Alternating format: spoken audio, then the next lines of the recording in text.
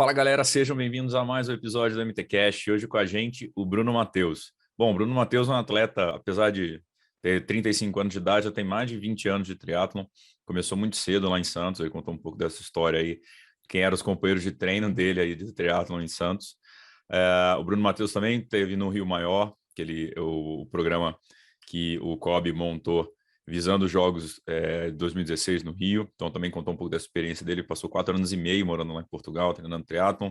Hoje está em Curitiba, bike fitter. Contou um pouco também dessa nova profissão dupla aí, que ele continua um atleta de alto rendimento e bike fitter. Então, mais um papo muito legal aqui no MTCast. Espero que vocês curtam.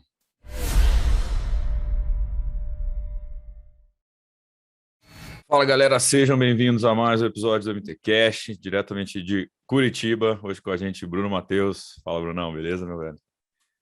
Bom dia, Gabriel. Obrigado pelo convite. Vamos fazer um podcast aí e vamos trocar bastante informação. Vamos que tem bastante história aqui. Já ficamos no aquecimento aqui quase 20 minutos, então já vai render.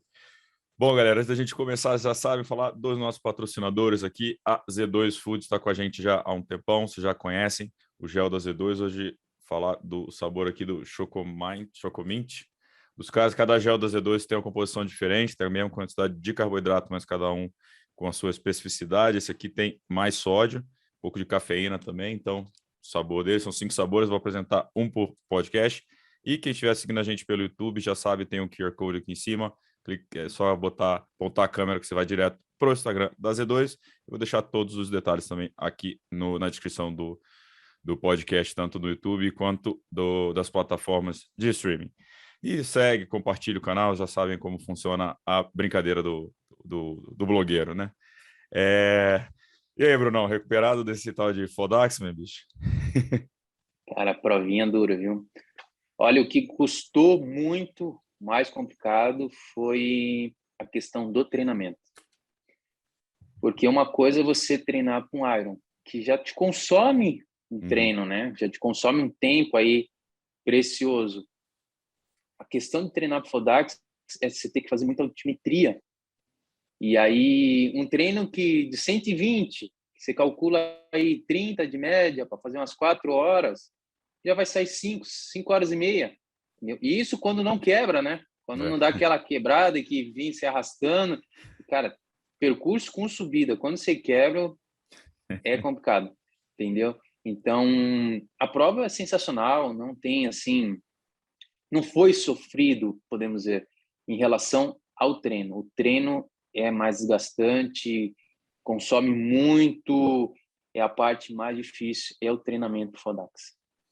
Imagino E é difícil simular também, né, cara? Porque você vai subir a Serra do Rio do Rastro ali, é difícil achar algum lugar parecido para simular, né? Não tem. Não tem. Simplesmente não tem. Você pode se aproximar, mas não tem. Então, essa questão também de logística dificulta um pouco, entendeu? Um dos principais treinos que eu fiz, por mais que a cidade Curitiba tem uma estrutura fantástica de treinamento, eu tive que pegar o carro e rodar 40 quilômetros para fazer um trajeto específico para a prova. Então, essa é mais uma dificuldade dos treinamentos de Fodax. E por que você resolveu fazer o Fodax, man? É a tua primeira? Era o teu primeiro Extreme? Não. Na verdade, é uma história longa. Começou quando eu morava em Criciúma. Eu morei 2 anos em Criciúma, 2016 e 2017. Eu fui a convite do Clube Mamptuba. Eles têm uma escolinha de triatlo lá super bacana. Na época não tinha. Eu fui o primeiro atleta do clube. Fui patrocinado, corri pelo clube. E aí, no final de 2016, eu fiz o meu primeiro Iron, que foi Cozumel. Me estreiei na prova e tal. E aí gostei. E aí já veio, no início do ano, o evento teste, que a primeira edição, o evento teste, foi em janeiro, foi 7 de janeiro. E eu tinha feito o Cozumel, falei, só completar a distância, faço de boa. Tinha voltado de férias, não estava com o corpo fortalecido, porque quando você faz muita altimetria, se o corpo não estiver fortalecido, vai sofrer, entendeu? Então, não tinha feito fortalecimento, nada, voltando de férias, e ainda com uma relação da bike ruim para fazer a Serra do Rio do Rastro, entendeu? E aí acabou que eu fiz a parte da natação, pedalei, com 120 quilômetros da bike, eu desci da bike e não aguentei mais de dor na lombar. O corpo totalmente despreparado, a relação da bike, eu subi a Serra do Rio do Rastro muito travado, acabou que 120 eu não tinha mais condições de continuar. E ficou aquilo engasgado, né? Entendeu? E não coloquei nem o pé no chão, nem experimentei como é que era a corrida. Tudo bem que aquela primeira edição, a corrida foi num percurso diferente do que é agora. Entendeu? E passou-se o tempo, comecei a focar nas provas de Ironman, fiz ali um ano de 2019 sensacional, fiz 3 top 3 no circuito da Ironman. Aí veio 2020, veio a pandemia e tal, tudo parou, aí anunciaram que ia ter a prova. Aí eu falei, já que não tem prova nenhuma, vou lá fazer o Fodax-Man, entendeu? Para voltar aos treinos, voltar ao ritmo de prova. E aí veio precoce partida do Felipe Manente, que era um atleta que eu conhecia. Conheci ele a primeira vez em 2006, lá no Centro Nacional de Treinamento de Triatlo em Vila Velha. É um rosto novo, mas já tem um bom tempo de triatlo, né? A gente vai chegar nesse ponto já. E eu conheci a primeira vez o Felipe Manente em 2006, lá em Vila Velha. A gente morou junto, né? Morou lá na mesma casa. Foi ali também que conheci outros atletas, conheci o Igor, o Antônio Marcos da Silva, que era um grande triatleta. E a partir dali tive uma amizade, principalmente indo para Criciúma, me aproximei, e aí veio a precoce partida dele e falei, agora que eu faço essa prova, com certeza, entendeu? Só que, infelizmente, não teve. Treinei, fiz todo o ciclo de treinamento e a prova não teve. E aí ficou mais uma situação engasgada. Falei, não, em 2021 essa prova vai sair e eu vou fazer, entendeu? Então, foi bom porque, assim, eu de julho de 2020 a julho de 2021 foi um ano que eu fiquei muito em baixa de performance, entendeu? Com essa questão da pandemia, sem prova, entrou o bike fit, então entrou para mim uma nova rotina, eu tirei realmente o pé, até tentei parar com o esporte, não consegui. Cara, é uma sensação horrível para quem está me ouvindo, que tem muitos anos de esporte, sabe o que é isso, entendeu? Não tem, o corpo não consegue, você se sente mal, parece que você é um improdutivo, por mais que eu estava trabalhando. Eu fiquei 2 semanas sem treinar, foi o máximo.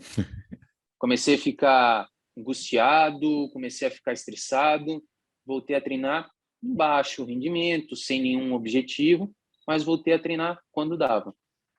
E aí, em julho desse ano, eu falei, não, vou voltar à sequência de treinos para poder fazer um bom Fodax-Man. Então, eu iniciei ali com o capixaba de ferro, e aí tive o campeonato paranaense aqui em Curitiba, aqui no litoral do Paraná, e aí depois fiz o Fodax.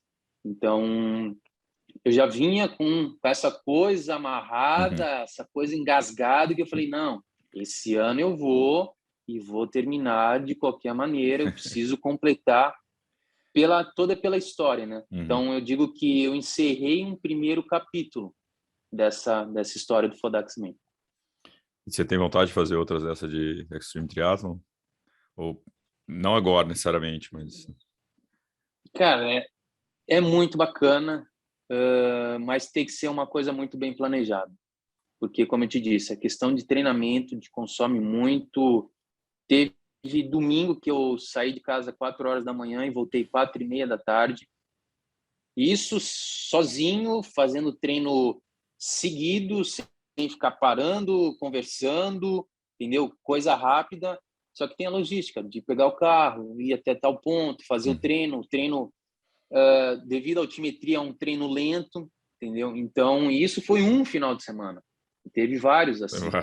Então, sabe, tem que ser muito bem planejado, porque quem está em volta também sofre, entendeu? Então, eu gostei demais da prova, sensacional. Agora tem que ver a questão do treinamento, se eu vou encarar de novo. Porque a prova, cara, faria com certeza. Agora o que pesa mesmo é todo o treinamento, desgaste. Realmente você vira quase uma múmia, né? O corpo vai lá embaixo, entendeu? Para você chegar bem, porque assim, questão de treinamento não é só para a prova. Por exemplo, eu fiz a prova sábado, legal. Final do dia, tava aquela coisa estranha, não sabia se eu queria descansar, se eu queria comer, se eu queria beber, o corpo fica estranho.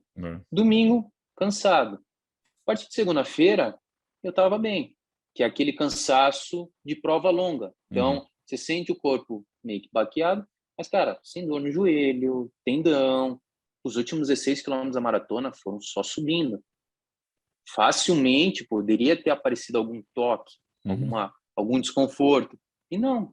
Isso que é? Consequência de um bom ciclo de treinamento. Sim. Entendeu? Que muitas pessoas não enxergam isso em relação ao Ironman. A pessoa, não, vou treinar isso aqui e dá para fazer o Iron. O problema é depois do Iron. Entendeu? Que se a pessoa não fez, não estruturou muito bem o corpo, ela vai sentir depois do Iron. Um toque aqui, um toque ali, entendeu?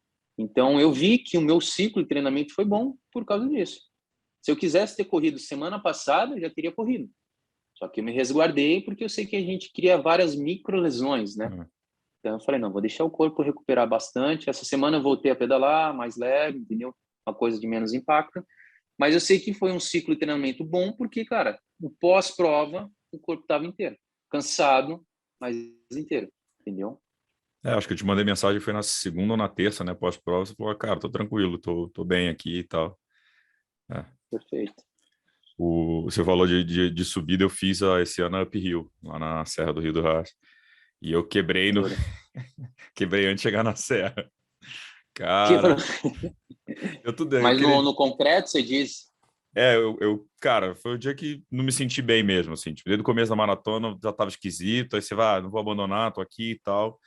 Cara, eu caminhei aquela serra inteira na Serra do Rio do Rastro. Putz, cara, eu concordo com você, tem que estar treinado ali, porque, velho, caminhar aquilo ali não é legal. Deixa a dica pra galera aqui, caminhar na Serra do Rio do Rastro não é legal, aquilo dói demais, aquela serra, de qualquer jeito, andando, correndo, mas pelo menos correndo vai mais rápido, né? Ela maltrata pela distância, né? Porque depois você entra no concreto, são 6,6 km, uma média de 12% de inclinação, no concreto que não rende, entendeu? Então, você passa ali 1 km, 1,5 km, você fala, meu Deus, você começa a contar os metros, 1 km 501, 1 km 502, entendeu? E só vê aquilo fazendo curva, aquele paredão. Então, acho que o principal dela é a constância, né? Por ela ser longa, sem nenhum intervalo, ela se torna muito dura. E piora no final. Começa ruim e piora no final, né? Que você falou, entra no concreto, tava ruim, aí começa a piorar, você fala, cara, e eu tava com medo de cair para trás, cara. Caminhando, que ela começa a ficar inclinada, você já cansado. Falei, não, pelo amor de Deus. Vocês pegaram calor? Pegamos calor. Mas não foi um calorão, não. Foi um dia legal ali. Acho que não foi tão quente, nem tão frio. Foi um dia perfeito, assim. Mas realmente, a serra é muito dura, mas, cara, quando eu olhava para baixo, tudo que já tinha percorrido, você fala, cara, que lugar lindo, né, cara? Que lugar espetacular. Não, é sensacional. Aí você só vê e fala, cara, falta mais. Das 250 curvas, faltam só mais 100, vamos embora.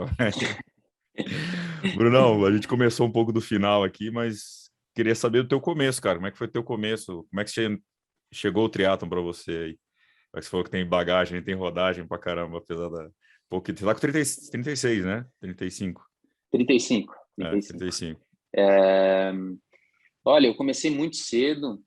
Eu sempre fui Eu peguei uma geração que a gente brincou muito na rua. Então, eu fui um garoto muito ativo. E com 4 anos, minha mãe já me colocou na natação. Onde é que era isso? Que cidade? Em Santos. Em Santos, né? Eu sou natural de Santos. Ali no Santa Cecília, onde revelou Poliana Kimoto, Ana Marcela. Então, ela dizia que eu era muito imperativo e que ela não conseguia dar conta. Então, ela me colocou na natação. E aí fui nadando, sempre muito competitivo, brincando muito na rua, pega-pega, corri em cima de muro, meu Deus. Hoje em dia você vê uma criança correndo em cima de muro, meu para, chama tudo, mas na época, nossa, a gente pulava muro, foi uma época muito boa. E isso me deu, indiretamente, uma bagagem muito boa para o esporte, entendeu? E aí, com 8 anos, o Núbio, da NA, lá de Santos, ele organizava o chamado biatlon. E eu comecei a fazer escondido, porque o técnico da natação não gostava, lá do Santa Cecília, ele não gostava. Só que toda a gurizada ali fazia a prova, entendeu? Todo mundo fazia escondido, que na verdade não tinha escondido. Chegava na segunda-feira, a gente tomava mijada porque descobriam, entendeu? Isso sem rede social, sem nada. E eu fui pegando gosto, comecei a ganhar as categorias, era imbatível nas minhas categorias, 8, 9 anos, 10, 11, 12, 14, fui levando tudo, até que final de 2000, devido ao meu vizinho, ele falou, cara, vamos fazer um triatlo, Fábio Matos. E aí eu me arrisquei era a quarta etapa do Troféu Brasil. E aí tive um pneu furado, tal, e ainda fui sexto na categoria. Falei, eu acho que isso aí pode dar certo. Aí fui para a última etapa e fiz quinto lugar. E isso tudo em 2000. Aí 2001 começou o ano, eu ainda comecei pela natação, só que recebi uma proposta para ir para a Unimonte. Não sei se você chegou a ouvir falar da Unimonte. A Unimonte teve uma equipe sensacional de triatlon. Paulo Miyashiro, Fred Monteiro, até o próprio Oscar Galindes participou, Fernanda Garcia. Nós tivemos uma equipe muito forte, coordenada pelo José Renato Borges, Mosquito. E aí ele me convidou, eu larguei a natação e fui para o triatlo. Foi uma escolha que, na época, foi um tanto brusca, entendeu? Porque eu vinha numa zona de conforto ali na natação, no colégio, e eu era muito novo, estava com 14 anos, mas foi a melhor escolha que eu fiz na vida. E aí parti para o triatlon. Logo, assim, eu digo que na natação eu fazia o ano inteiro buscando o índice paulista. A classificação para o paulista, para mim, era como se fosse a classificação para as Olimpíadas. Eu classificava, pronto. Ia para o paulista, só fazer zoeira. Só fazer zoeira, participar. Logo no primeiro ano de triatlo, eu fui para o brasileiro. Eu falei, não volto mais. Não volto mais para natação. Tá aqui Só que logo no primeiro ano, para o brasileiro, eu tive um pneu furado, não completei. E aí, no segundo ano, já fui campeão brasileiro juvenil. E aí a coisa foi indo gradativa, sabe? Ganhei muitas provas na Júnior, campeão sul-americano Júnior, fiz pódio no Pan-Americano, fiz 7º no Mundial Júnior. Então eu tive uma base muito forte, depois entrei para a Sub-23. A minha entrada para o profissional ela foi muito gradativa, entendeu? Então eu fiz muito o que eu hoje tento passar somente quem está começando, que você viva cada etapa do esporte. As provas longas são atrativas, são bacanas, legal, mas é interessante que para você se conhecer, para que você tenha uma longevidade no esporte, você passe pelas metragens. Então, faça um super sprint, um sprint, faça um olímpico, faça um meio e depois parta para o Ironman.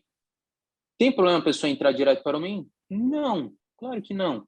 Mas é interessante porque quando você vai passando de etapas por etapas, você vai se conhecendo. Você vê que para um sprint, cara, mas às vezes você não toma nada, encosta na garrafinha, consegue completar uma prova. Você vê que para o olímpico você já precisa tomar um gel, senão a prova já não sai. Depois você vai para o meio, você vê que, cara, no meio tem que comer, que se não comer, você não completa, vai quebrar na corrida, entendeu? Então, isso é bacana, até questão também de treinamento. Não adianta só dobrar o treino, entendeu? A conta não é assim.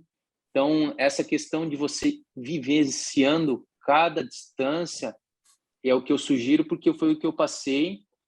E hoje eu sinto meu corpo muito mais forte, entendeu? Devido a isso, por ter respeitado o meu corpo e vivenciado cada etapa do triatlo. E na natação você nadava que distância? Tinha alguma específica ou é que sobrou? A que sobrava. Ah, na época eu nadava a que tinha menos gente, que Exato. eram que eram as longas, né? Então, longa na época era 400 metros, entendeu? Fiz uma ou outra de 800, mas para minha idade o mais longo que tinha era 400. Então eu nadava 200 e 400, que eram as provas que o pessoal não queria, o pessoal queria 50 e 100, entendeu? Então nunca fui um destaque Uhum. diferente ali do Marcos Vinícius Fernandes, que sempre foi um grande nadador, teve medalha em Paulista. Eu não tive um histórico vitorioso na natação, entendeu? Mas por ser um rato de praia, por ser santista e sempre estar ali em contato no mar, treinei muito no mar, principalmente a época que eu treinei com Emerson Gomes, em 2007, a gente toda semana, toda quarta-feira ele descia de São Paulo e a gente nadava no mar. Então era ele, eu, Felipe Guedes, o Paulo Miyashiro. Então era um treino quase prova. Uhum. Para mim era sensacional. Eu evoluí muito e não tinha tempo ruim. Até porque Santos é uma baía, então por mais que tivesse um tempo ruim, não era aquela coisa absurda, Uhum. entendeu? Então eu peguei uma bagagem muito grande com isso. E a minha natação em piscina, ela não é comparada à minha natação de mar, entendeu? Então, mar, rio, eu tenho muito mais experiência, eu tenho uma melhor natação proporcional no mar do que na piscina. Então, meus Manda. tempos de piscina não são extraordinários. Já fiz tempos assim que meus melhores tempos não são nada demais. Mas no mar, no lago, na natação de águas abertas, eu tenho uma maior facilidade por ter esse histórico aí com contato com o mar. Aí, cara, mesmo não tendo tempos excepcionais, acho que a natação é um baita esporte, principalmente criança, né, cara? Acho que trabalha o corpo inteiro, né? Tipo, parte respiratória, enfim. É um esporte muito completo, né, cara? Então, e acho que hoje dentro do triatlo a maioria da galera amadora sofre por não ter base em natação, né? E aprender natação depois de velho é difícil. Não, eu digo assim que o ciclismo e a corrida, você faz força, por mais errado que esteja, você ainda vai, você progride. Uhum. Cara, a natação, se você fizer força errado, sem técnica, não sai do lugar. Não sai, não tem jeito, é técnica. Então, para quem está nos ouvindo, começou tarde na natação, faça muita técnica. É. Faça. Não adianta, natação não é força, é técnica, entendeu? Então, se você quer ter uma evolução na natação, trabalhe muita técnica. É, a Eu gente... tenho 30 anos Hum. de natação e continuo todo dia que eu caio na piscina, eu faço pelo menos um pouquinho de técnica, que eu sei que a hora que a gente relaxa, que a gente se descuida, a gente perde técnica e a natação não flui. E tornar eficiente também, né, cara? Tem menos tempo hoje disponível para treinar, se você ficar perdendo tempo só fazendo força, você não vai. Não, não rende, né? O treino não. Você O... sai É, cansado, achou que fez um super treino e não valeu de pegou. nada. O... Cara, é legal essa época aí de Santos. Eu gravei com o Marquinhos, enfim, sou amigo do Guedes também, cara, ouço essas histórias. Quero trazer o Paulo Miyashiro aí também para essas resenhas. Tinha uma galera, essa geração ali em Santos era bizarro, né, cara? A nata do triatlon tava lá, né? Todo mundo que hoje está no triatlon saiu dessas piscinas ali de Santos, né? Eu tive muita sorte, né? Pegou essa geração. Infelizmente, caiu um pouco a qualidade lá em Santos, devido à questão de roubo, principalmente no ciclismo, entendeu? Então, a estrutura que a gente tinha da Unimonte não existe mais. Então, agradecer muito a Unimonte, que ajudou a fomentar isso, apoiou muito o esporte, patrocinou vários atletas. Então, foi uma geração muito boa, trouxe muitos atletas, eu sou um fruto disso, que a equipe ali era muito forte, você saía para treinar, tinha um horário lá, 8 horas da manhã, na Conselheiro Neves, com a praia, e eu formava um pelotão gigantesco, entendeu? A gente pedalava pela Anchieta ali, era tranquilo, sem problema algum, era um pelotão gigantesco, e era muito bom, sabe? Todos os atletas ali teve um crescimento, teve uma evolução muito grande. Infelizmente, algumas coisas mudaram, a qualidade de treinamento em Santos caiu um pouco, mas foi uma geração sensacional e agradecer principalmente a Unimonte. A Unimonte foi uma das principais razões por ter construído essa equipe, por ter feito com que o triatlon tenha evoluído tanto na região. Durou quanto tempo essa equipe? Você lembra, mais ou menos? Olha, eu comecei no triatlo em 2001,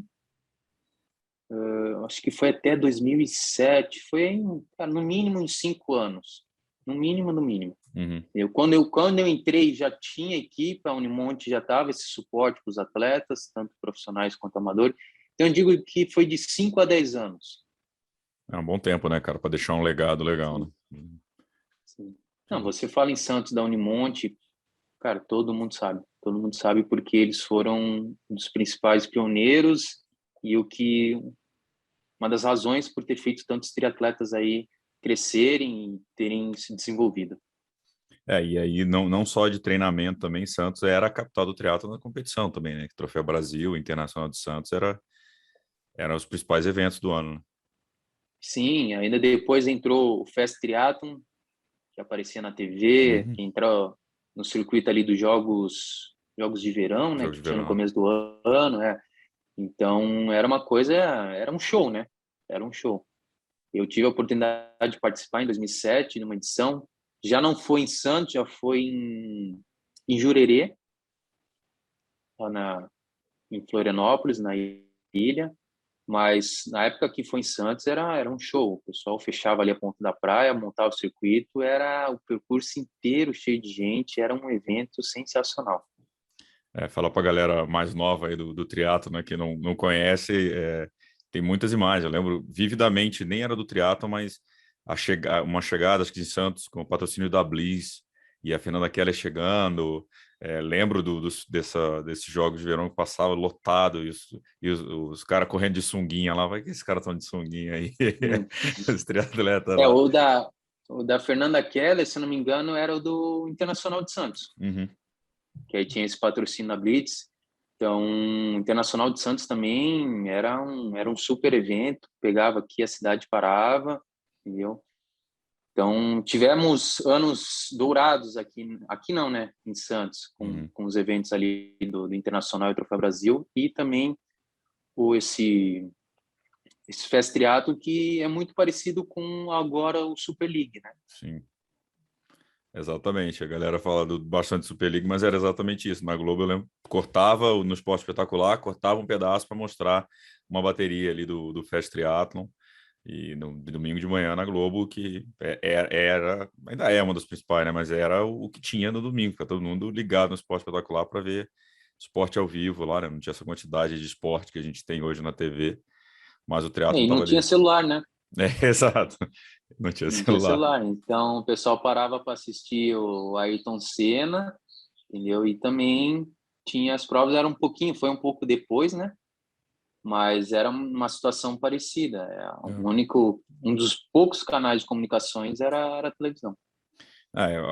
Fazendo um paralelo assim, é o pouco que a Globo ainda faz com o Rei e Rainha do Mar, quando, lembra, travava ali para mostrar fazia era quase um biatlon, né? Porque fazia os nadadores correrem um pouco lá, mas parava para mostrar a bateria, era bem bacana, era mais ou menos, sempre passava o triatlon, tinha algum esporte diferente, era legal isso, para dar visibilidade. E Exato. Cara, dessa coisa do Troféu Brasil Inter de Santos, quando eu comecei no triatlon, já tava indo, acho que numa fase já, né, desacelerando ali. Eu torço tanto para voltar, cara, ter Troféu Brasil, Internacional, ter essas provas de Olímpico. Era legal demais o campeonato o ano inteiro, você tenso, falando, cara, fulano vai competir, puto, o moleque tá treinando pra caralho, tem gás esse moleque, não sei o quê. E chegava lá, porra, olha os caras ali, os profissionais ali competindo, puta. Era uns pega alucinante, o Marquinho alucinando, lembro do Saqueto já também fazendo força, lembro de te ver também competindo, e era legal pra caralho, você fala, pô, olha os caras aí, os caras estão do lado aqui, cara, no mesmo lugar, acho que o triatlon te permite isso, né? Você consegue competir exatamente no mesmo lugar, na mesma hora que os ídolos estão ali, né? Que os profissionais estão ali. Não tem um circuito diferente, né? Todo mundo dividindo o mesmo espaço, né? Isso é muito maneiro no triatlo. E o Troféu Brasil Não, permitia isso, com né? certeza, né? Isso era para ambos os lados, né? A gente É. tá ali próximo do amador, competindo, trocando experiência. Depois de prova, o pessoal vinha tirar foto, queria conversar. Então, esse contato era vantajoso não só para o atleta amador, mas para o Uhum. profissional. O profissional também se sentia valorizado ali de estar o pessoal querendo conversar, trocar experiência. Depois tinha um pódio, todo mundo ficava ali no aguardo do pódio. O Núbio fazia um palanque bem bacana, então era uma coisa assim, olha, tal atleta ficou entre os 5 primeiros, tal. Então era uma coisa assim que valorizava bastante o atleta profissional e era uma coisa bacana que o amador gostava também de estar É. presente, estar próximo, né? A Internacional de Santos, eu falei, acho que foi quando eu gravei com o Saqueto, que eu lembro disso, os meus top 5 geral ali, um pódio internacional de Santos no amador já era, cara, você tá entre as referências dos amadores do Brasil. E a galera do Exato. forte. Depois, hoje não mais ainda, mas era isso. Você ficava, caralho, olha os caras ali, vê os caras de BH, vê os caras de não sei aonde. Você ficava ali tensa, era legal pra caralho. O... Cara, dentro da tua carreira, você falou de Vila Velha, que ano que você foi? Teve o centro lá, né, em Vila Velha, a Pamela começou até o triatlon por causa desse centro. O Vila Velha veio antes de Rio Maior, depois de Rio Maior? Sim, sim. Veio O antes. que aconteceu foi que eles criaram esse treinamento em 2006 e 2006 teve os Jogos Sul-Americanos. Uhum. 2006, 2010, 2014. E, e eu tinha feito um bom resultado no brasileiro e eles me chamaram para ir para o sem treinamento que tinha acabado de lançar, tinha poucos meses que tinham pego a casa, tinham feito a estrutura para treinar para esses jogos. Entendeu? Então eu fui para lá, eram mais 9 atletas, éramos em 10, só homem nesse primeiro momento. Uhum. O centro de treinamento feminino foi a partir de 2007, foi quando a Pamela entrou e outras meninas, entendeu? E eu fiquei pouco tempo, eu fiquei 4 meses. A questão de ser treinamento em Vila Velha não era uma coisa muito bem planejada, sabe?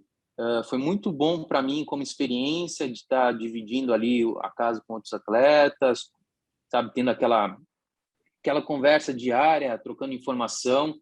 Questão de treinamento não foi dos melhores, entendeu? Então, eu fui para os Jogos Sul-Americanos, fiz bons resultados, fiz dobradinha com o Juraci foi medalha de ouro, foi medalha de prata. Depois a gente ganhou também por equipe, foi medalha de ouro nos Jogos Sul-Americanos. A equipe era eu, o Juraci e o Igor, a Morelli.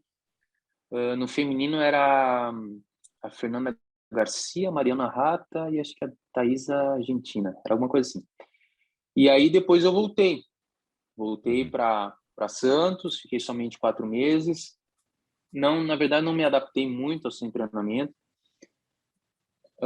A partir de 2019, eu recebi a proposta do Pinheiros, do Clube Pinheiros de São Paulo, e aí eu comecei uma vez por semana a subir para São Paulo para treinar. Uhum. E eu fiquei 2 anos nesse ritmo. Na verdade, eu subia na quarta, o Pinheiros ainda tinha um alojamento, então eu dormia de quarta para quinta, de quinta para sexta, e na sexta eu descia. Então eu ficava uns 3 dias lá no Pinheiros e depois descia.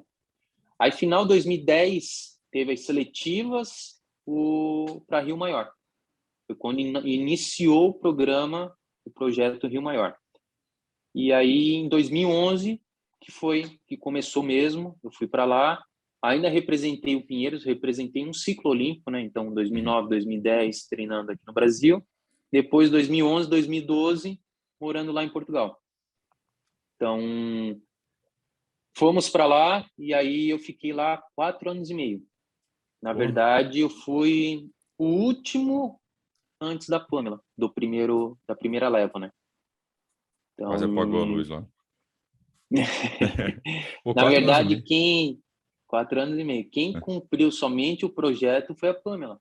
Uhum. A Pamela foi e o projeto era Rio Maior 2016. É. Ela foi a única atleta que foi no projeto e esteve nas Olimpíadas do Rio 2016. Eu fui um dos últimos. E aí, claro, ia saindo atleta e entrando outros, ia se renovando Uhum. o projeto, entendeu? Explica. Então, o primeiro foi o de Vila Velha, Uhum. 2006. Tá. e depois o de Rio Maior, que começou em 2011. Acho que eu não lembrava quando que tinha começado a Vila Velha. Eu lembro que o Rio Maior criou, foi para explicar para a galera, né? Foi criado para os Jogos de 2016, né, no Rio. O COB começou a criar investiu mais no esporte nesse período, né? Tentando em pouco tempo fabricar um monte de medalha, que a gente sabe que não é o esporte de alto rendimento não é assim tão proporcional assim de botar dinheiro com pressa, que não é A essa curto prazo. matemática, essa matemática toda. E o pessoal foi para Rio Maior, lá em Portugal, que ainda existe, né? A seleção brasileira ainda usa lá, faz vários treinamentos lá, mas eles moraram lá, né? Muita gente morou lá. A Pamela até brincou que ela era portuguesa, né? Tipo, essa nem é mais brasileira, ela mora em Portugal, é a Portuga lá que tá voltando, não sei o quê. Tipo, a galera não conhecia mais a Pamela no Brasil, que ela passou muito tempo fora, né? Ela já não era ela começou tarde no triatlo, né? E a galera já não conhecia ela tanto e ela já foi para Portugal. E, enfim, esse projeto durou aí bastante tempo. Tudo lá em Portugal, os atletas moraram lá. Igor Morelli fez parte também. A galera acha que o Igor Morelli fez só Ironman, né? Só longa distância, né? Mas o Igor também já tem bastante bagagem. Ele tentou uma carreira ali nas provas curtas. Ele, infelizmente, quando ele foi para lá, ele teve uma série de situações complicadas. Ele teve uma lesão nas costas, então ele não conseguiu aproveitar muito a questão de treinamento lá, sabe? Foi um período bem conturbado para ele, mas também foi bom, porque ele voltou e começou a fazer as provas longas e logo se encontrou e viu o grande potencial que ele tinha na bike. E, cara, como é que foi para você o Rio Maior, assim, a tua experiência lá? Passar esse tempo fora do Brasil, né? Ter essa oportunidade de fazer o teu trabalho fora do Brasil, né? Sendo remunerado por isso. Como é que foi? Cara, sensacional. Foi muito bom, sabe? Morar fora do país é uma experiência única.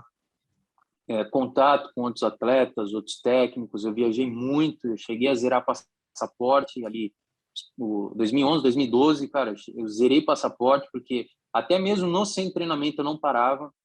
Era muita prova, quando não estava viajando para a prova era treinamento em altitude. Então, sempre tinha alguma coisa para estar saindo do. Eu mal ficava no sem treinamento em Portugal. Mas era bom porque ele era a nossa base, Uhum. e estava no meio da Europa, ali perto, né? É. Então a gente pousava ali, ficava um tempo, já tem outra prova, pum, já ia, entendeu? Com certeza, se tivesse aqui no Brasil, o desgaste ia ser muito maior, entendeu? E os atletas lá fora, eles fazem isso.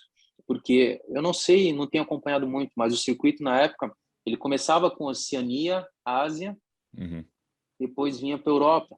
Então os atletas, eles faziam isso, eles iam para a Oceania, faziam um período de treinamento antes de começar as provas, ficavam por lá, faziam as provas em sequência, depois vinham para a Europa. Então, quer dizer, eles também não tinham uma base, Uhum. entendeu? Os atletas, eles iam conforme as provas, e as provas elas já tinham uma sequência para que os atletas pudessem fazer isso, para que não ficassem indo e voltando Uhum. pelo mundo, entendeu? Então, os atletas faziam essa questão de logística para facilitar. Então, começava a temporada, ninguém tinha mais base. Era onde que estavam indo as provas, entendeu? Uhum. Então, você via um atleta na primeira prova, você ia ver ele o ano inteiro, até lá setembro, outubro, que era a última prova do circuito. Então, era uma coisa assim como se fossem parceiros de competição. Você estava sempre encontrando e aí você começava a conversar, fazer uma amizade, e eu treinava junto, quando estava num local próximo, combinava treinos. Então foi uma experiência muito bacana, eu acho que foi super válido. Alguns pontos poderiam ter sido diferentes, mas ao geral assim, para mim foi sensacional. O- Aí você ficou 4 anos e meio lá. Cara, pesquisando aqui até para montar na pauta, eu vi que você fez parte da equipe Poissy, né, da França. Sim, sim. Em 2013, Hum. o técnico, o Sérgio, o português, ele conseguiu me colocar uma equipe francesa, e aí eu pude ver a diferença, a grande diferença de um atleta lá fora com um atleta brasileiro. Eu entrei na equipe, Gabriel, eles me forneceram tudo, tudo, tudo, tudo. Bike, roda de competição, roda de treino, 2 sapatilhas, roupa de borracha. Não tinha desculpa para não treinar em relação ao material. Meu negócio que... Não. Cara, tudo. Até casaco. Eu tenho casaco de frio que eu tenho até hoje. A minha bicicleta, a minha Peugeot, é daquela época. Ela tem 8 anos. Entendeu? Não foi e assim, não colocaram peças simples. Vamos colocar um grupo, chora. Entendeu? Era os handhead. Então, quer dizer, cara, eles me deram tudo top. Entendeu? Então, essa é a grande diferença. Que, às vezes, um atleta profissional ele tem que batalhar só para ter material. Entendeu? E lá, só por ter entrado na equipe, os patrocinadores da equipe já fornecem material, já para que o atleta não tenha essa desculpa, estou com material quebrado, ou não completou a prova porque quebrou uma corrente, entendeu? Então, você já viu uma primeira grande diferença, entendeu?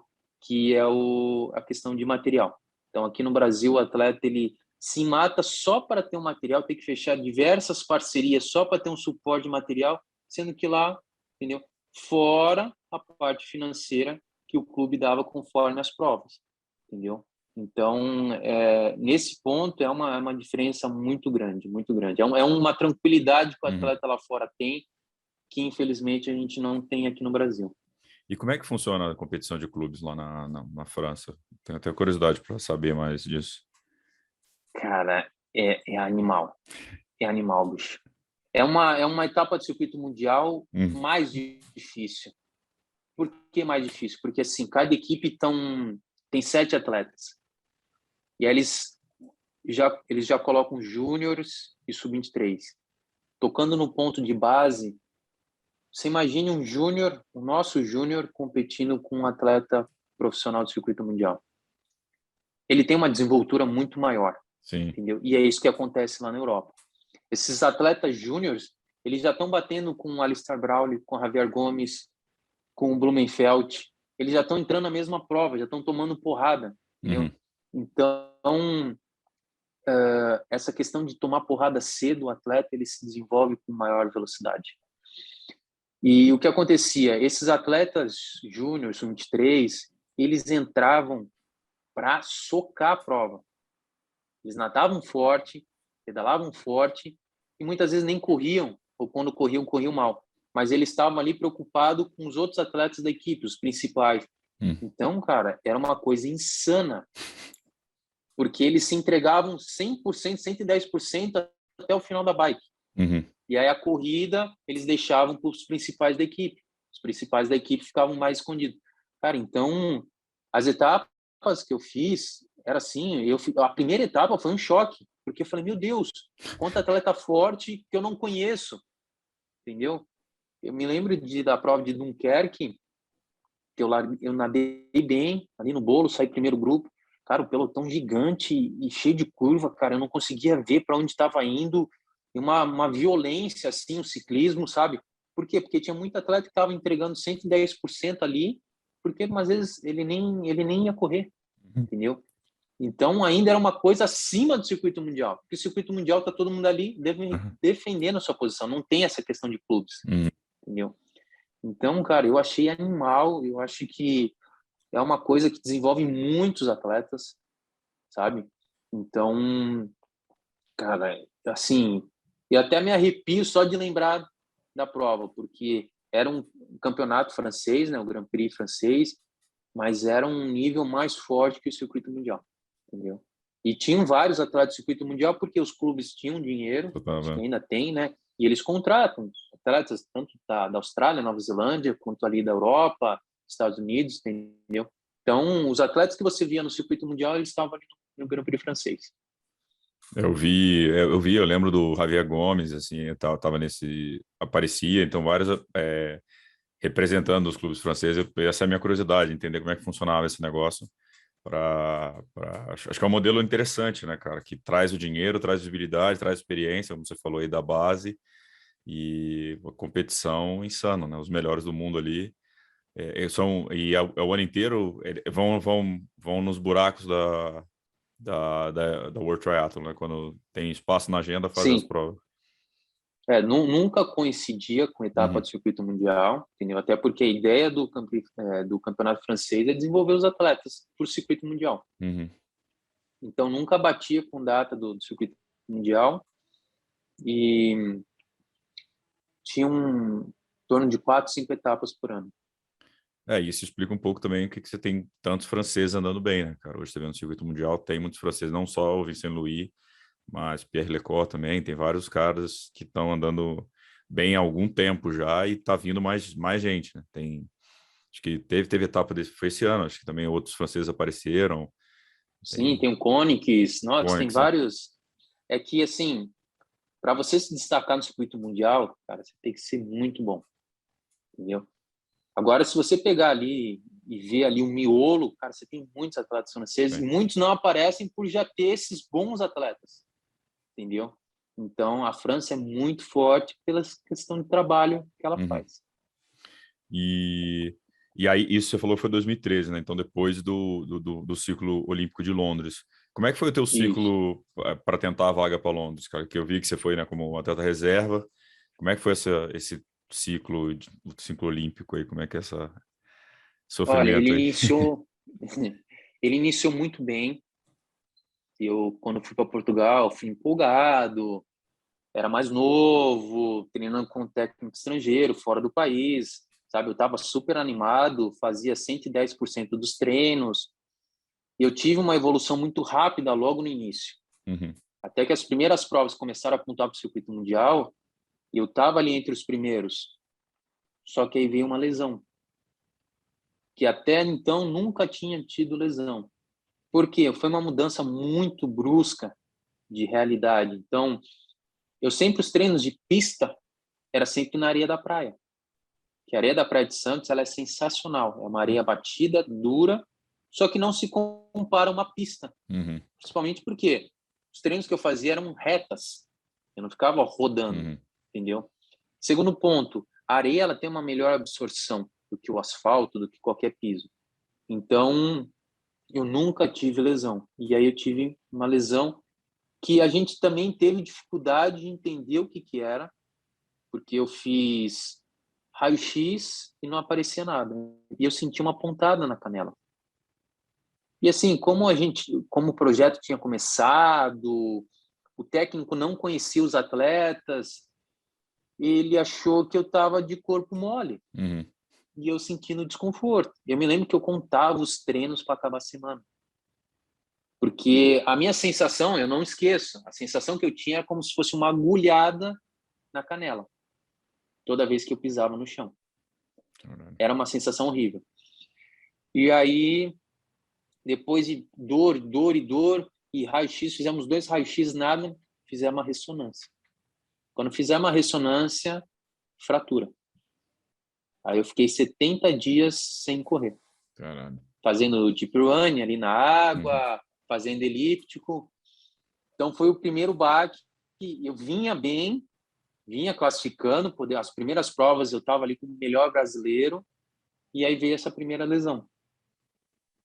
E aí demorei um tempo para voltar, perdi muitas provas.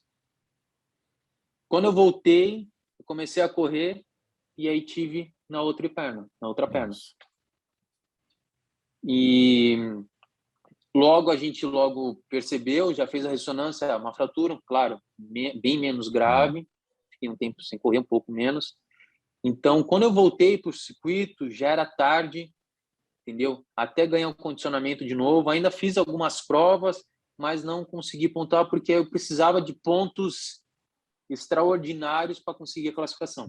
Então, somente com esses resultados do começo de 2011, quando abriu o ciclo olímpico, foi o que me deu a oportunidade de ser o primeiro reserva, entendeu? Porque eu fiz as primeiras provas, depois foi só me arrastando, tentando voltar, entendeu? Então, foi um início muito bacana, mas depois foi uma situação bem dura, somente porque eu nunca tinha vivido essa questão de lesão.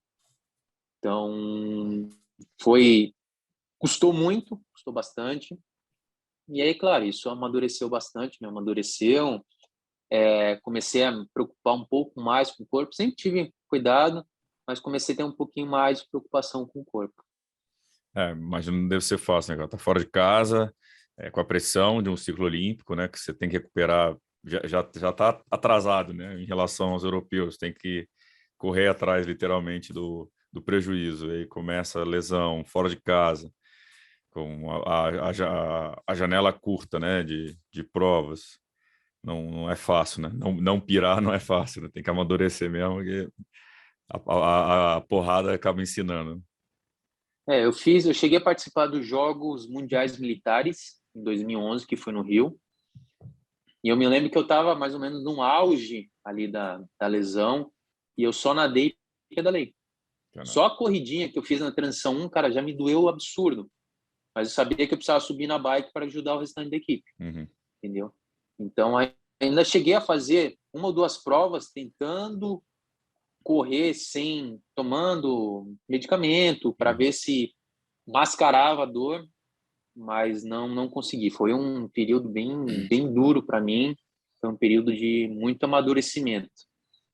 E para 2016, aí você também tentou a classificação, mas aí já era outra situação, né, cara? Já estava. Aí, em maio de 2014, eu voltei devido a uma situação na qual eu entrei num caso de depressão. Então, hoje eu consigo enquadrar como uma situação, porque depois da lesão, depois de ter sido reserva nas Olimpíadas, veio aquela coisa, tipo, não tá fluindo, não tá saindo como eu queria, porque até então, até 2011, quando eu fui para os Jogos Pan-Americanos, tudo que eu tinha almejado, eu tinha conquistado. Era a participação em Jogos Sul-Americanos, foi a medalha, foi a participação nos Jogos Pan-Americanos, foi morar fora do país, quer dizer, tudo que eu estava almejando, eu estava conquistando. E aí Londres foi a primeira porrada, entendeu? Porque eu estava certo que eu ia e fui primeiro reserva. E uma coisa é ser reserva, outra coisa é participar. Quem é atleta, quem passou por uma situação parecida sabe. É um penhasco. É um penhasco. Quem olha de fora, não, você estava nas Olimpíadas. Mas quem está de dentro sabe a diferença de estar como reserva e ter participado, entendeu? Então, até mesmo esporte coletivos, que o cara fica ali no banco e não participa nem em segundos, ele sabe que é diferente, entendeu? E, cara, foi surgindo uma situação, um problema que foi virando uma bola de neve. Foi crescendo, comecei a ter maus rendimentos e não conseguia me reerguer. Fui só me afundando. E aí até que em maio de 2014 eu saí do projeto, uma situação bem baixa, e voltei para casa dos meus pais em Santos e fui me reerguendo novamente, devagarzinho, devagarzinho. E aí ainda 2015 já estava um pouco melhor, cheguei a ganhar a Copa Pan-Americana, busquei mais um ciclo olímpico, só que novamente veio uma outra lesão. Então, assim, o meu caso, hoje eu falo, nossa, que vida injusta. Só que se você for conversar com os atletas de alto rendimento, muitos, mas muitos passaram por situações parecidas, sabe? Muitos que não estão nas Olimpíadas, que a gente não conhece, tiveram grandes dificuldades. Eu pude acompanhar vários atletas que abandonaram o esporte devido a algumas grandes dificuldades, entendeu? Então, a minha história não é muito diferente da grande maioria, não só brasileiro, mas fora do país, entendeu?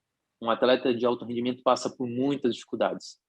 Então, eu cheguei a participar dos jogos de verão, o evento teste que fazem Tá. para as Olimpíadas, em 2015. Então, participei ali, fui ali, fiz a prova, tudo no local que ia ser as Olimpíadas, fiz até uma boa prova, só que devido à lesão também perdi muitas provas, e aí em 2016 eu vi que já não dava mais para classificar, larguei o circuito mundial e fui para as provas longas, e aí foi quando eu também recebi o convite lá de Criciúma. Entendi. Nesse momento do Rio Maior aí, não tinha, né, apoio de psicóloga? Olha, até tinha, só que, vamos lá, não era bem uma coisa assim, Deixa eu mensurar as palavras aqui. Né, e a ideia não é nem é porque eu sei que a parte mental hoje em dia está muito. Hoje fala-se Não, muito, né? Mas antigamente não, ainda era um negócio que era um tabu, né? Falar de mental, muito atleta não queria expor também a fraqueza, né? Entre aspas, né? De não tenho problema nenhum, né? E como você falando, é um caso de depressão que você foi sentindo depois, né? Que você foi entender o que aconteceu, né? e assim, tinha, só que podemos dizer que eu não aceitei muito. Tá. Então, ele tinha um profissional lá, tinha algumas... tinha um certo controle do seu treinamento, Uhum. entendeu? Ele tinha algumas ideias que eu não estava de acordo, então acabei que não aceitei muito esse trabalho. Só que Uhum. quando eu voltei para o Brasil, em 2014, eu comecei a passar por uma psicóloga, e aí foi quando eu comecei a me reerguer novamente.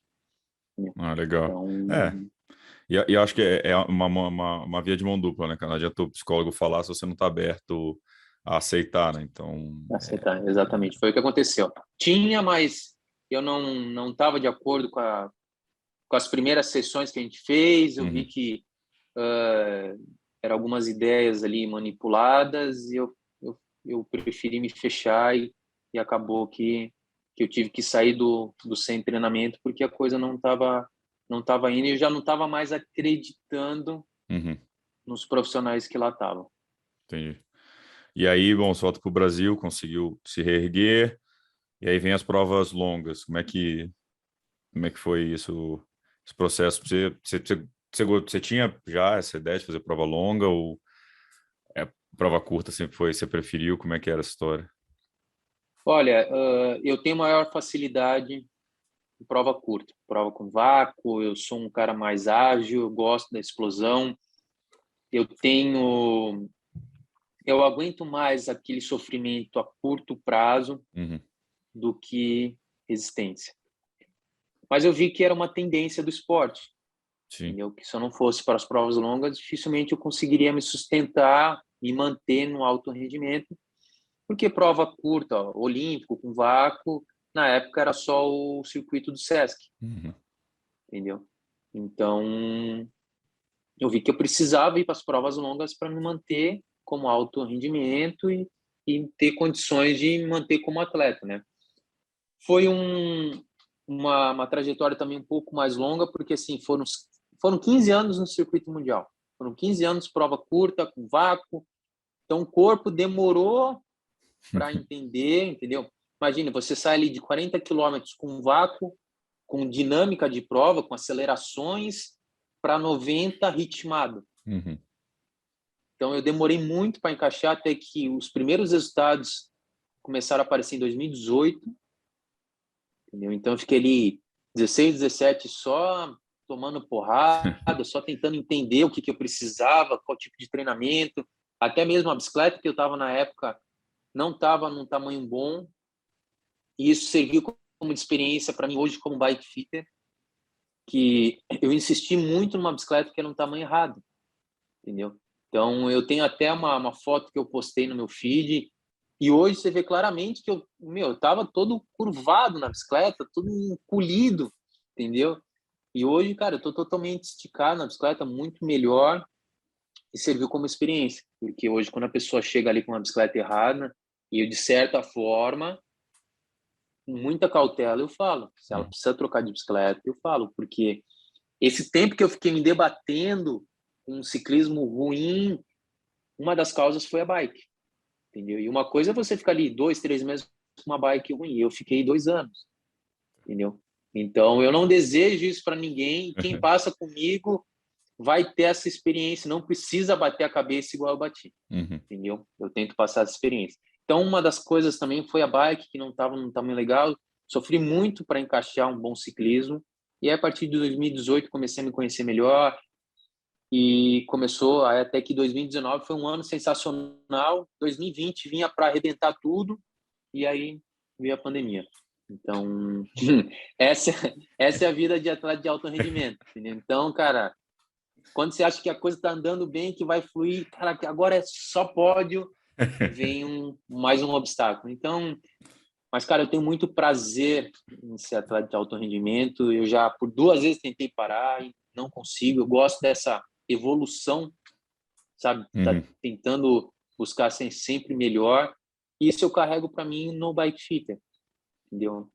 Quando eu vou fazer atendimento, eu não, simplesmente não quero só dispensar a pessoa, só o dinheiro dela. Uhum. Eu quero entregar um serviço na qual eu esteja ajudando ela a entregar o meu melhor, entendeu? Não ter atendimentos que já aconteceram, mas eu não consegui ajudar, não consegui chegar no melhor, Uhum. entendeu? Faltou, às vezes, um pouco de experiência, uma situação diferente, mas pelo meu lado vai ser sempre 110% de entrega. Como é que entrou essa questão do bike fit na tua vida? Olha, entrou ano passado. Uhum. Quando começou a pandemia, eu achei que ia ser umas 2, 3 semanas. Isso aí vai passar. A Rapidinho. informa, a, é, questão na internet tem essa questão de ruim, corre muita informação, e às vezes muita informação errada, É. muita gente querendo chamar atenção. Eu falei, não, cara, isso é uma situação, 2, 3 semanas vai estar resolvido.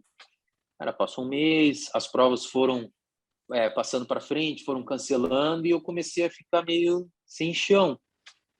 E aí, sem premiação, sem bonificação, meu, não posso esperar a água bater na bunda, É. entendeu? E tava todo mundo no mesmo barco. Isso vai até onde? Isso vai até quando? Ninguém sabia. Se você perguntasse em julho, cara, ninguém sabia. Tava todo mundo confiante, Sim. mas ao mesmo tempo com medo, porque, cara, pode ser que fique mais 2 meses, pode ser que fique 2 anos, entendeu? E aí aquelas várias especulações, não, isso vai passar, ou não, isso vai demorar 5 anos. Então fica, a cabeça vai à loucura. Eu falei, eu preciso procurar alguma coisa para fazer. Até porque, como eu sou muito proativo, cara, eu não consigo. Eu estava treinando, eu estava me sentindo um vagabundo, Uhum. fazendo um treininho, até porque eu não conseguia treinar forte, eu não tinha objetivo, e voltando para casa. Cara, para mim isso não é vida, eu preciso produzir, Uhum. entendeu? E aí fui falando com um patrocinador, com outro e tal, vendo a situação, até que entrei numa loja de bike, que é chamada Bike Batel, que eu ainda atendo nela. Entrei lá, cara, comecei a atender de tudo. Ficava no caixa, ajudava na mecânica, vendia, cara, fazia de tudo. Tava tentando me encontrar, entendeu?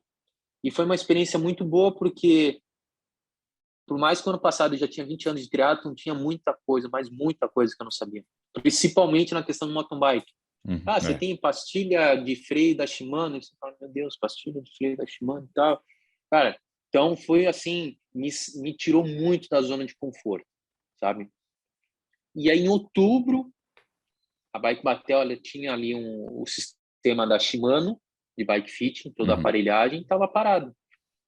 E aí o Derek, que é um dos sócios da loja, ele falou, cara, por que você não faz bike fit? Eu falei, pô, uma boa, né? 20 anos de triatlo, passei tudo. Vou começar a atender isso aqui, é só sucesso, né? Sob um Tem canote tudo, aqui, tá cara. de boa, tranquilo. É só subir o banco, beleza.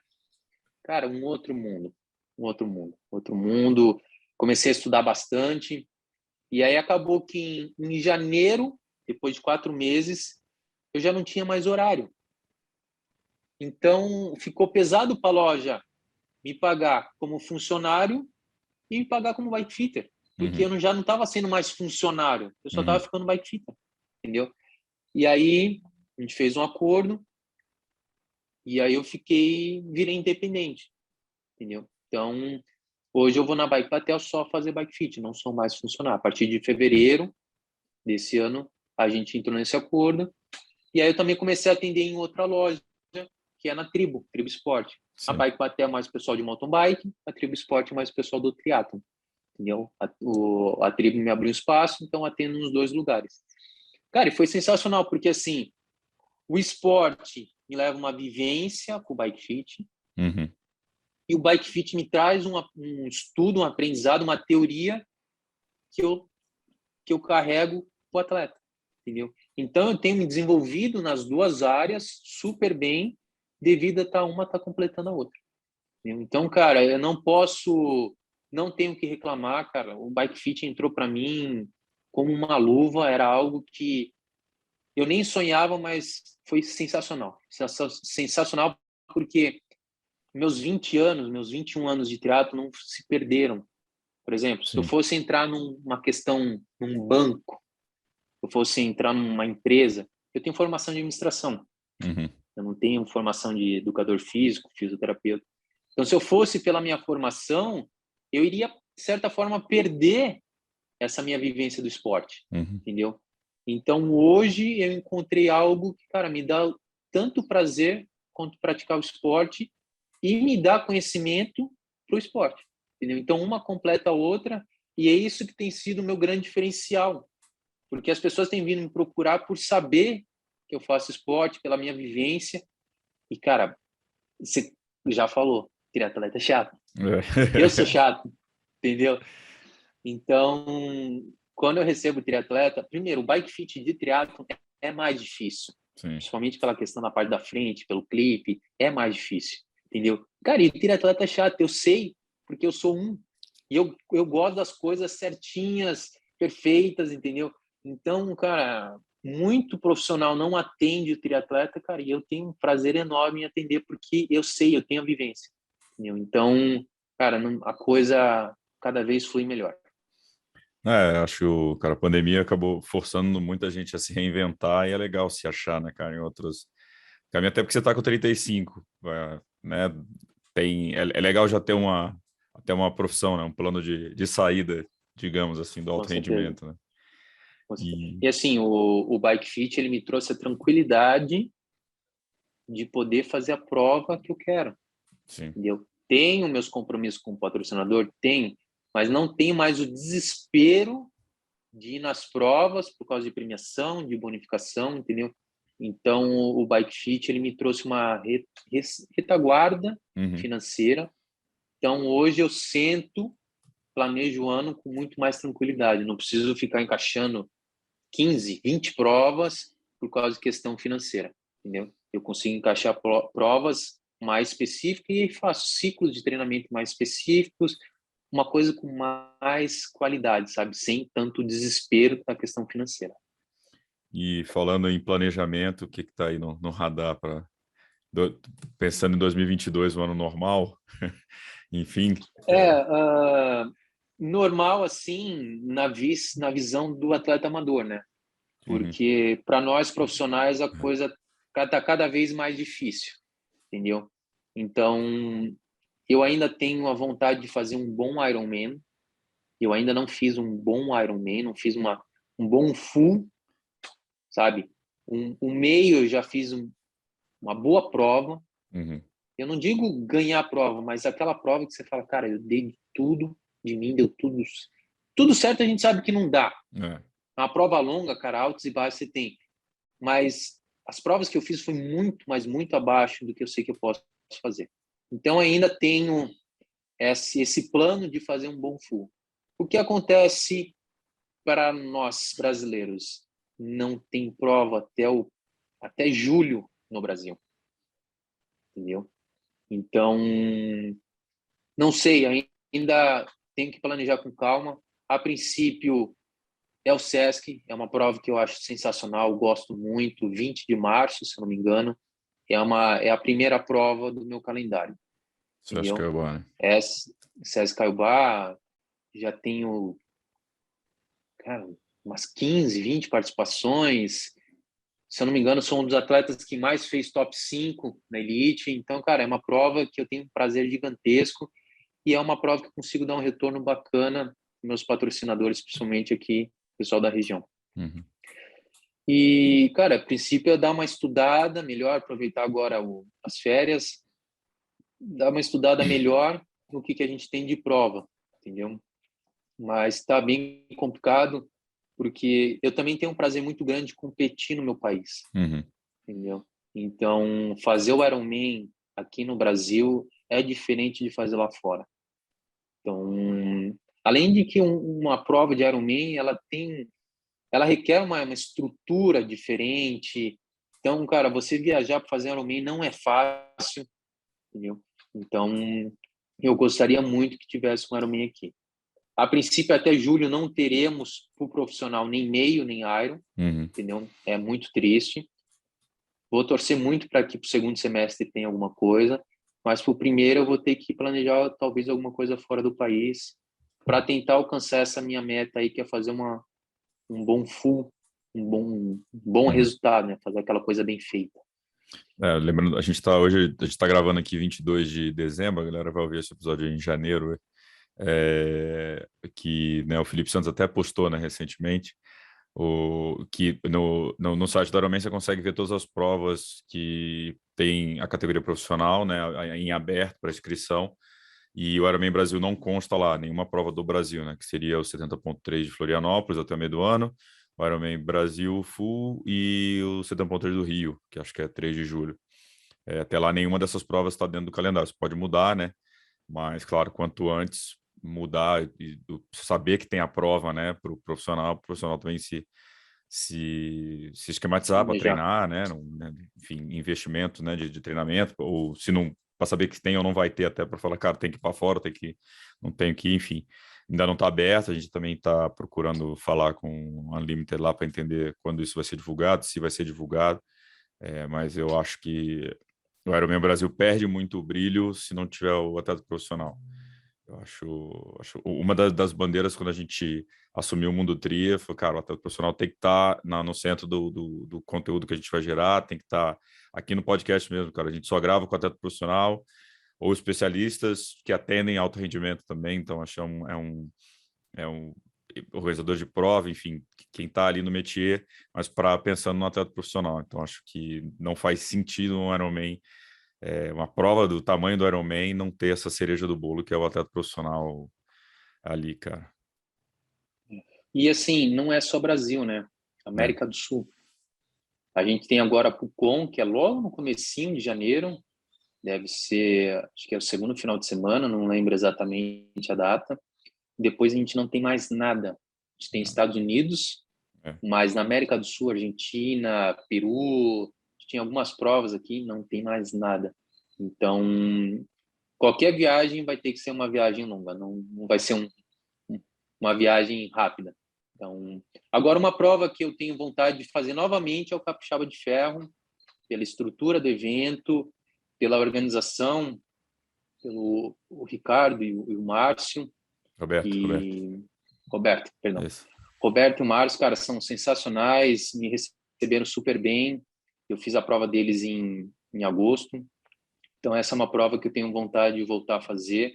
Mesmo que não tenha profissional, não sei como é que está essa questão, mas é uma prova que eu tenho vontade de voltar a fazer, principalmente pela organização, pelos organizadores, de ter me recebido super bem e me valorizado, né? Legal. Hoje tem o episódio 42 do podcast, a gente gravei com o Roberto e com o Tatá da Evetri, né, de São Paulo. E uma das provas que eu tenho muito curiosidade de fazer é o Capixaba. Acho que e o Robertinho, eu conheci ele recentemente, o cara fantástico, conheci o Márcio também. Foi fantástico e torço, como a gente já falei offline, né, com você, mas né, do circuito lá do Power 5, e acho que tudo mais constante, isso vai começar tudo dando certo. Eles tendem a trazer o atleta profissional, com certeza está nos planos, né? Então já vou falar pro Robertinho lá, falar, os caras estão cobrando aí o Capixaba, vamos fazer o Capixaba com premiação que vai dar bom. Olha, se você pensa em fazer a prova lá, eu sugiro que treine, viu? Porque não é uma prova fácil. Mas vou pro meio também, não vou Calor. pro full, não. Não, mesmo assim, cara, é calor. A bike é difícil, tem 600, 800 metros de altimetria, de ganho, entendeu? Então, é uma bike dura, com calor, vento, entendeu? E depois na corrida, esse calor e esse vento. Então, cara, é uma prova dura, não é um meio qualquer, não é um meio rápido, entendeu? A Bom assim, natação né, no cara? mar, natação no mar é bem salgada, então já tem um desgaste ali do corpo. Se você vacilar, você já sai com um débito da água. Então, cara, é uma prova bacana, só que é uma prova dura. Não é um meio qualquer. Aí, já fica a dica para a galera aí, mas eu quero fazer. Uhum. Vou ver se eu faço esse ano, 2022, e fazer essa prova. Meu velho, no final eu sempre deixo uma pergunta mais filosófica. É, acho que qual que é o teu sonho hoje? Seja profissional, pessoal, enfim. Olha, um sonho que eu vou realizar muito em breve é abrir meu estúdio, Nossa. entendeu? Então, sala já está separada, o projeto já está na mão do arquiteto. Então, esse era um dos sonhos. Eu vou empreender, vou ser um empresário. Então, esse já é um dos sonhos que eu estou alcançando.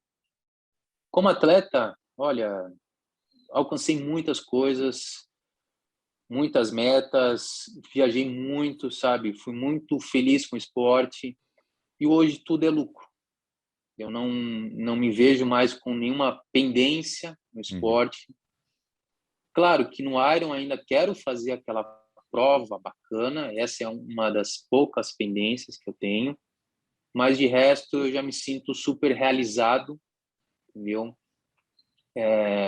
E hoje poder praticar o meu esporte, ter saúde, poder ainda ser atleta profissional, que chegar na minha idade e ainda ser competitivo são poucos, uhum, entendeu? Eu digo assim, tanto pela estrutura financeira como pela estrutura física. Muitos atletas chegam cheios de lesão, o é, corpo já não rende bem, entendeu? Então, eu vi principalmente com o Fodax Man, que eu fiz treinos duros, muita subida, treinar em subida, principalmente na corrida, maltrata demais. E, cara, eu vi que meu corpo tá legal, entendeu? Então, até quando? Não sei. Mas eu já vi muitos atletas com a minha idade já largando esporte devido, e mais novos do uhum, que eu, largando esporte devido à lesão. E, cara, eu sinto que eu posso ter muitos anos ainda pela frente, mas não me cobro de mais nada, sabe? uhum. Eu sou competitivo, quando entro para ganhar, entendeu? Mas sou um cara muito realizado na área do esporte e como bike fitter eu já estou alcançando um dos objetivos, um dos sonhos, que é abrir meu próprio estúdio. E, cara, aos poucos a gente vai, mas o meu principal foco, cara, é poder transmitir, poder compartilhar essa experiência que eu tenho no esporte e ver as pessoas se sentindo melhor em cima da bike, sabe? Eu passei muitos sufocos com materiais errados e o que eu tento passar é isso, que as pessoas não tenham essa mesma dificuldade, entendeu? E que elas tenham uma melhor experiência. Que a pior coisa é você ouvir alguém falar, cara, parei de pedalar porque a bicicleta me machucava e eu não nasci para pedalar. É. Fala, cara, não existe isso, entendeu? É um material que está errado, é um material que não está ajustado. Então, você poder fazer a diferença positivamente, fora que é algo que eu não estou vendendo um produto ruim, eu não estou vendendo um produto que vai prejudicar a pessoa, pelo contrário, estou vendendo qualidade de vida, Uhum. entendeu? Uma longevidade no esporte. Então, cara, isso não tem preço. Meu velho, te agradecer aí pelo tempo, pelos encaixes de agenda aí que a gente estava apanhando. Deu certo, pô, bem legal receber você e saber, né, que você vai voltar aí para as cabeças. Acho que é, tem muita lenha para queimar, assim. Acho que tomara também que as provas, né, tenham as provas para o atleta profissional para a gente poder ver vocês se batendo lá na frente, a gente assistindo de camarote. Mas, cara, te agradecer aí pelo papo, para achar um espaço para a gente aí. Cara, Mundo Tri, braços abertos aí para sempre que precisar. Pô, a chave está contigo já, deixei a chave já contigo aí. Eu, cara, agradeço imensamente. E quando a gente quer, cara, sempre vai dar certo. Então, a gente tem uma dificuldadezinha que faz parte, que a gente faz um bom trabalho, tanto do meu lado quanto do seu lado. Então, acaba tendo uma procura maior, acaba ficando com a agenda cheia, mas isso é consequência de um bom trabalho. Então, parabéns pelo trabalho que você tem feito aí pela Mundo Tri. Obrigado pela oportunidade. E, cara, também estou aberto a hora que quiser conversar de algum outro assunto, que quiser falar um pouco mais de bike fitter, um pouco mais de longa distância. Cara, estou aberto, a gente vai conversando. Tá certo? Um grande abraço. Obrigado, Gabriel. Fechado, Brunão. Isso aí, galera. Mais um MT Cash. Segue, compartilha, ativa o sininho aqui no YouTube, manda para os amigos, que vem muita coisa aí nesse 2022 para vocês. Valeu!